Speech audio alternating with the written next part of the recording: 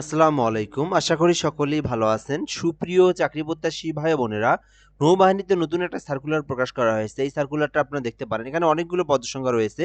তো এখানে ৮ম শ্রেণী থেকে নিয়ে এসএসসি, এইচএসসি সকল শিক্ষাগত যোগ্যতার জন্য কিন্তু পদসংখ্যা রয়েছে। ভিডিওটা যদি আপনারা শেষ পর্যন্ত দেখেন তাহলে এই সার্কুলার নিয়ে সকল কিছুই আপনি জানতে পারবেন। অবশ্যই শেষ পর্যন্ত দেখবেন। পাশাপাশি বলবো, আপনি যদি আমাদের এই চ্যানেলটাতে নতুন এসে থাকেন, অবশ্যই সাবস্ক্রাইব করে রাখবেন। বাংলাদেশের সরকারি সকল নিয়োগ সার্কুলার আমাদের এই চ্যানেলে আপলোড করা হয়। এজন্য অবশ্যই চ্যানেলটিতে সাবস্ক্রাইব করে আমাদের সঙ্গে যুক্ত থাকবেন। বাংলাদেশ নৌবাহিনী নতুন নিয়োগ সার্কুলার প্রকাশ করা হয়েছে। বাংলাদেশ নৌবাহিনীতে ১৫ থেকে ১৬তম গ্রেডের ড্রাইভিং সংশ্লিষ্ট বেসামরিক শূন্যপদে জনবল নিয়োগ।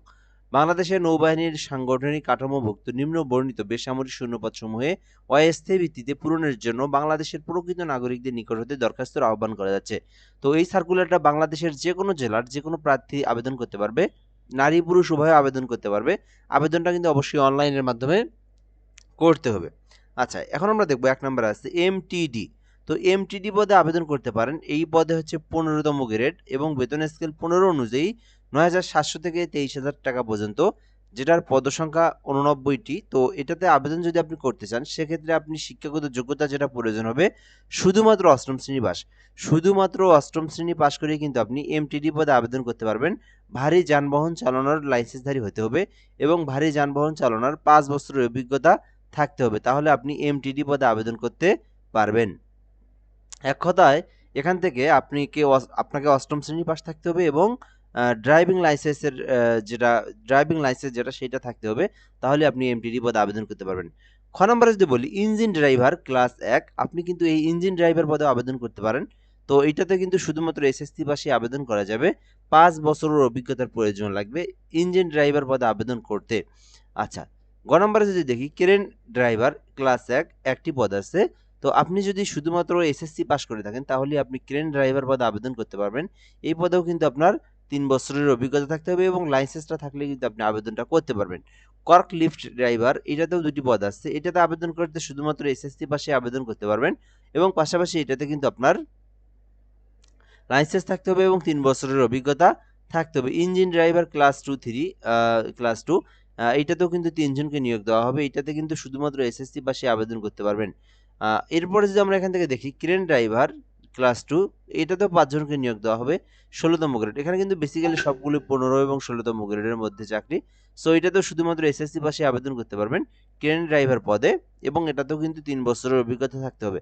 তো এখানে মোট কিন্তু ১০১টি পদ আছে। তো আমরা যদি সংক্ষিপ্তভাবে এই সার্কুলারটা নিয়ে বিস্তারিত বলি, এখানে হচ্ছে আপনার ২টা পদে বেসিক্যালি নিয়োগ বিজ্ঞপ্তি প্রকাশ করা হয়েছে।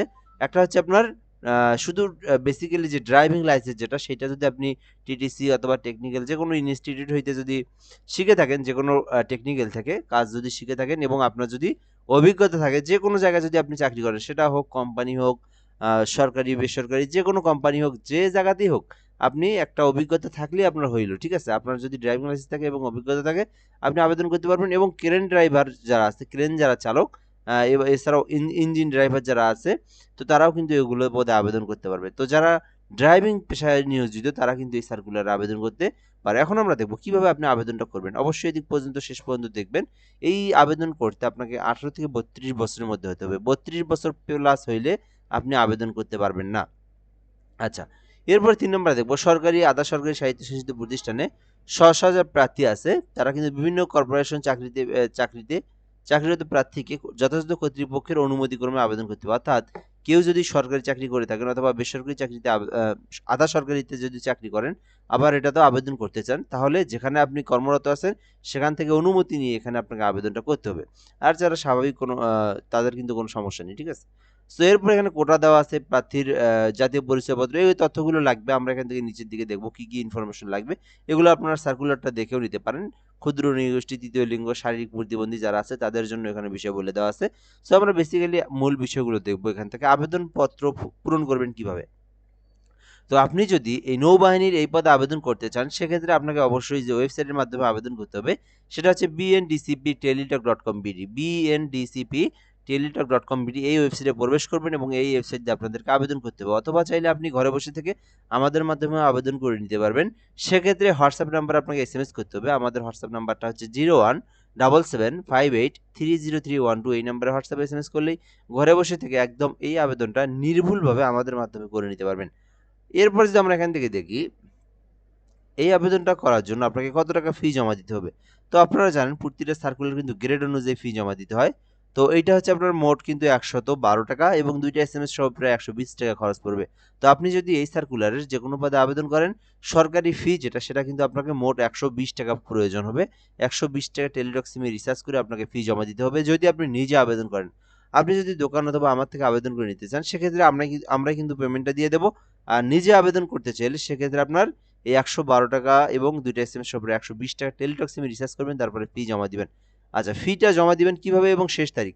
তো এই আবেদনের শেষ তারিখ হচ্ছে ২০ জানুয়ারি, অর্থাৎ এই জানুয়ারি মাসের ২৬ সালের ২০ তারিখ পর্যন্ত আবেদনের সময়সীমা আছে, এর মধ্যে আবেদনটা করতে হবে এবং ফিটা জমা দিবেন এখান থেকে।